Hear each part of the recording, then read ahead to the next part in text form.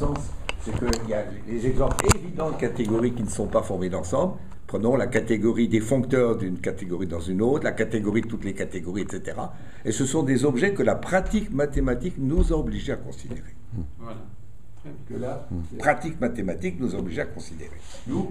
Nous a obligés à considérer. Nous a obligés à considérer, oui, mais dans catégorie des foncteurs utilise les mots catégorie et foncteurs. Ce n'est pas un exemple. Je ne considère pas ça comme étant un exemple. C'est pas la catégorie des foncteurs de la catégorie des ensembles topologiques dans celle des groupes n'est pas un schéma ensembliste. N'est pas un schéma ensembliste, oui. Je n'ai pas de réponse à ce qu'elle est. Je vais aller un peu plus loin que Cartier, parce que tu as parlé de la catégorie des foncteurs, c'est des ensembles structurés ou choses comme ça, mais tu prends la catégorie de fraction d'une catégorie, oui, ou la catégorie homotopique. Bien sûr. Qu'est-ce que ça a à voir avec des structures ensemblistes? Il faudrait donner juste l'exemple le plus simple, c'est la catégorie opposée de la catégorie des ensembles. Voilà, par exemple. C'est très instructif. Donc, je crois que tu disais le bon.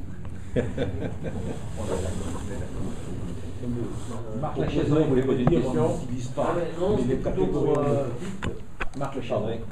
Non, pour enfoncer un peu le clou, mais donner le point de vue d'un physicien. Parce que moi, je suis pas du tout mathématicien, donc pour moi, les catégories, c'est vraiment. J'ai découvert un petit peu et disons pour un usage pratique. Mais bon, moi, je fais de la physique. Donc j'utilise un petit peu de mathématiques, qui est ce qu'on a appris à l'école, en gros les ensembles, mais aussi des ensembles structurés, les variétés, les fibrés, des choses comme ça. Et pour faire de la physique, on a besoin de certains outils qu'on a appris. Bon, je donne un exemple, mais il y en a plusieurs, qui sont par exemple les connexions. Donc j'ai appris les connexions dans des bouquins de géométrie différentielle.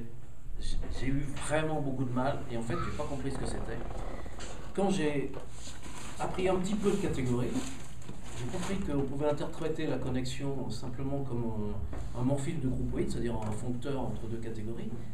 Et là, mais tout s'est éclairé, et j'ai compris qu'on pouvait donner une définition qui tient en 3 lignes, et ensuite retrouver une définition usuelle, c'est-à-dire 3 lignes au lieu d'un chapitre entier dans un bouquin de géométrie différentielle. Et ça n'est qu'un exemple. Et l'autre exemple, pour reprendre ce qu'a dit Jean-Bénédicte,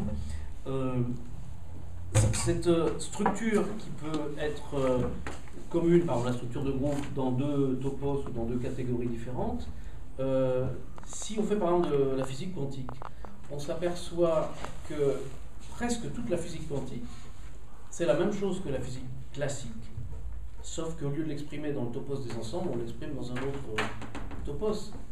Et ça, c'est quand même fantastique, je trouve, du point de vue de la physique. On trouve que les lois de la mécanique quantique sont les mêmes lois que celles de la mécanique classique, mais juste exprimées dans un topos différent. Moi, je trouve ça, du point de vue pour un physicien, pour moi, c'est quelque chose qui a été vraiment une illumination, quoi. Et ça simplifie tout dans la description et dans la compréhension. Parce que ça veut dire qu'on a beaucoup moins de choses à comprendre. Une fois qu'on a compris la mécanique classique, on sait que ça va être en gros les mêmes structures et ça facilite énormément les choses. Je crois que